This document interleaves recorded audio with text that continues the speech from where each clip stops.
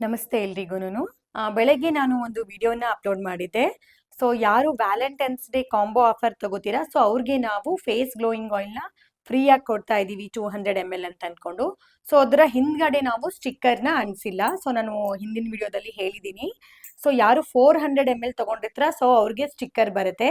So ಇದೇನು ನಾವು ಫ್ರೀಯಾಗಿ ಕೊಡ್ತಾ ಇದ್ದೀವಿ 200 ml. ಸೊ ಇದಕ್ಕೆ ನಾವು ಸ್ಟಿಕ್ಕರ್‌ನ ಅಂಟಿಸಿಲ್ಲ. ಸೊ ಹಾಗಾಗಿ ತುಂಬಾ ಜನ ಆರ್ಡರ್ ಮಾಡ್ಕೊಂಡ್ಬಿಟ್ಟಿದ್ದೀರಾ. ಸೊ ಯಾವ ತರ ಯೂಸ್ ಮಾಡಬೇಕು ಅಂತ ಅನ್ಕೊಂಡು ಕ್ವಶನ್ಸ್ ಕೇಳ್ತಾ ಇದ್ದೀರಾ. ಸೊ ಹಂಗಾಗಿ ನಾನು ಈ ವಿಡಿಯೋನ ಮಾಡ್ತಾ ಇದ್ದೀನಿ. ಮೊದಲು ಏನ್ ಮಾಡಿ, ವಾರ್ಮ್ ವಾಟರ್ ಇಂದ ನೀವು ಫೇಸ್ನ ತೊಳ್ಕೊಳ್ಳಿ.